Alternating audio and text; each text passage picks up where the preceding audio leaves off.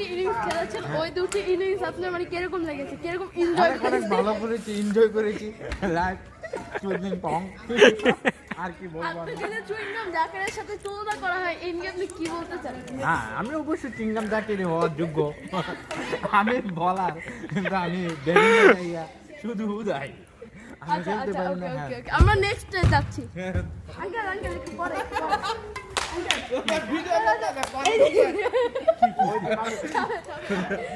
আপনারা যে action change করে প্রতিশ্রুতি দিয়ে 37 রান করতে পারলেন না, কিরকম লাগছে? Actually, today we are very bad luck because my other people, they are no good play. আচ্ছা আঙ্কেল, এটা কি আমার বাংলাদেশ টিমের মতো প্রেস কনফারেন্সে আসে মুখস্থ করে আসে, আপনাকে করে আসছে? Okay, thank you very much.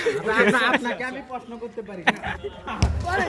হ্যাঁ, আঙ্কেল, আপনি কিভাবে ম্যাচটা জিতলেন? আপনি কি ঘুষ খাইছেন নাকি আমাদের ক্যাপ্টেন থেকে?